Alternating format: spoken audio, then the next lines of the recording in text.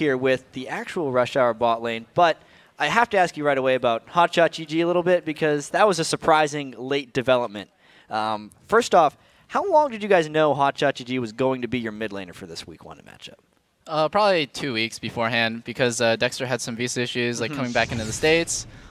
We were really hesitant for, especially Hotshot. He was not like trying to force himself on the team. He was actually like really hesitant about taking the position because it's a lot of responsibility, and he knew that like our first week is a really big deal. He was like, you guys can try all these other mid laners like Prawley or maybe some amateur mids, but we chose to stick with him because we thought he could pull it out, and we also know exactly like how he thinks and how he plays, so it's really comfortable for us. Did you guys try out any other mid laners, or was it Hotshot the whole time? It was Hotshot the whole time.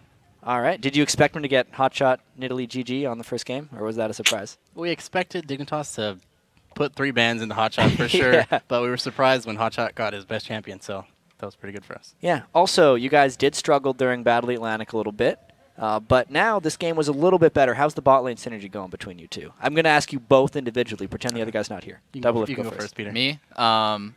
It's going really well, but... Is it now? Yeah. The thing is... We played really bad. I don't really care that we won. I mean, it's important to me that we won, obviously, but I'm really like disappointed, kind of, in just I played really bad that game. I made a lot of mistakes, and I'm just that's not normal, like in scrims, and just like when I'm in the zone, I don't feel super rushed, or I don't make all these like stupid decisions that get me killed randomly. And this was just a bad game for me. I expect if we play the same that we played today against the other teams, that we're just going to straight up lose. Yeah. How about you, Afro?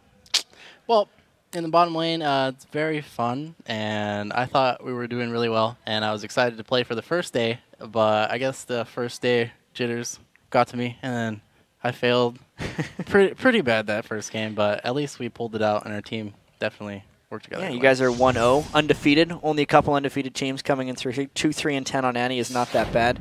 A little bit about the game, though. It was rather close throughout. When do you think the turning point was? I think it was definitely when I was always ahead bottom lane, but not by enough. I felt like we had the favorable lane matchup, and I should have pulled farther ahead, especially with getting that first kill.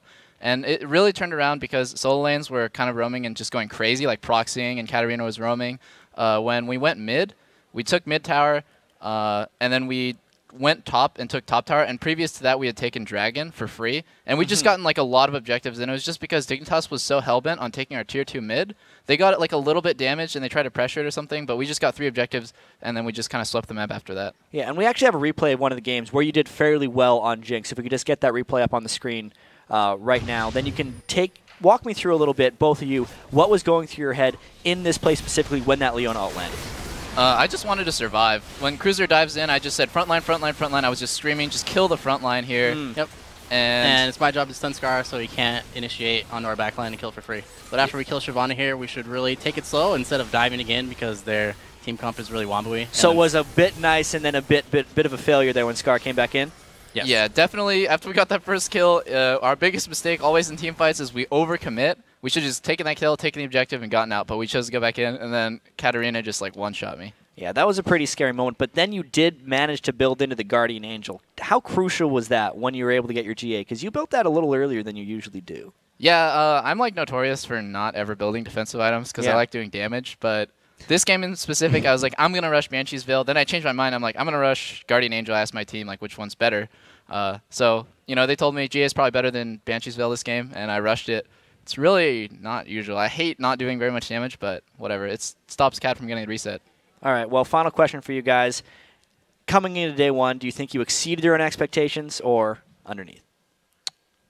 Coming into day 1, we didn't really have high expectations since we're playing with not the actual roster. But it was just go in and do your best that you can, and we did really well. And I'm happy for our team. All right, well, congratulations very much. Thank you much for the interview, Afromoo and Doublelift.